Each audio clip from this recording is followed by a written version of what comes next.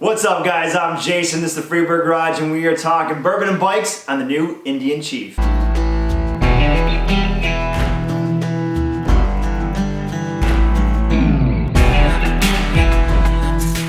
we're going to pair that with a beautiful Wild Turkey 101 bourbon. And my choice for this choosing, well, they are having a 100-year anniversary on this Chief, so why not pair it with a 101 bourbon from Wild Turkey.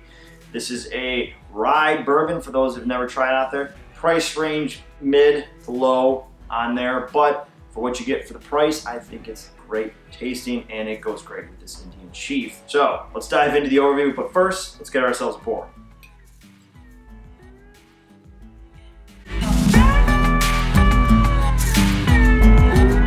Going to cheers to Indian for their 100-year anniversary of the Chieftain, even though the name has been passed around by couple different companies throughout the years. Polaris now owns them, for those that don't know, and we're just going to cheers to the Indian name Chief for 100 years.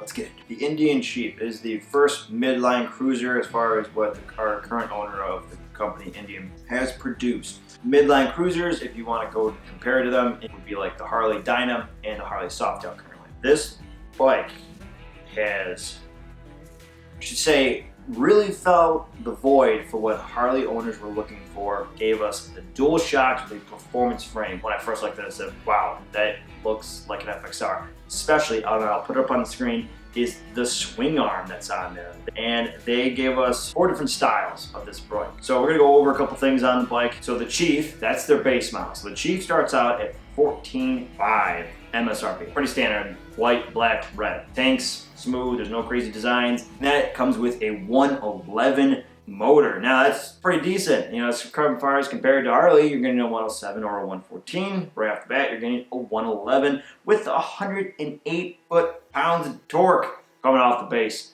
That's pretty cool. And then we are looking at a couple other things. LED front end, you're getting a standard front end as well.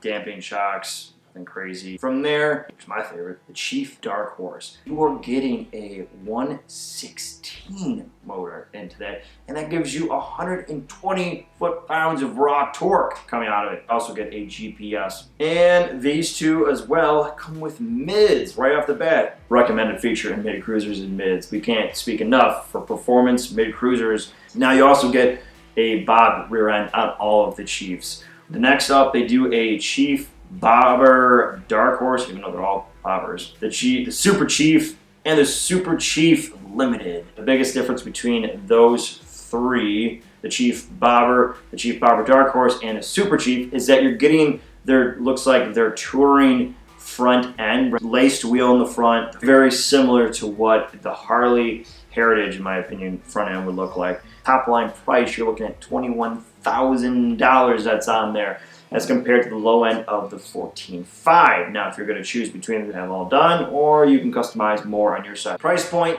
I wish that actually was a little bit cheaper, because I think that would pull more on Harley if they were trying to go after to beat their Softail line. I think if they were like a clear, cheaper choice, I think somehow they would really take away that person that was considering maybe a Softail.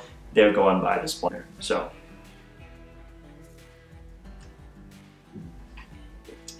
it is a sweet and one hell of a bike. I think if you're considering mid cruisers and you are not quite sure if you wanted to go Harley, go check out this Indian one. It is definitely, in my opinion, a knockout of a bike. This is what Harley should have done, and Indian must have been taking notes. The motor also on these two look really unique. I think they look original. The rims as well. Sometimes I feel like they're like an afterthought. On some of these bikes, I feel like when the rims are made, I feel like they design the whole bike and then they go to the rim and they're like, all right, well, what can we throw together? And they just kind of make whatever fit for it. I really think they actually did a good job of matching the rest of the bike. And a lot of it's just blacked out too. If you like that look, and some of these models, there's just no chrome. It's awesome. I'm excited to try it out. I think it's one that you should try out as well if you're considering out a mid cruiser. So if you made it all the way through, I would greatly appreciate it if you could hit that subscribe button, tap that like, leave a comment below and tell me what you think. And for those that have already subscribed, thank you. And as always, stay free, guys, and I will catch you later.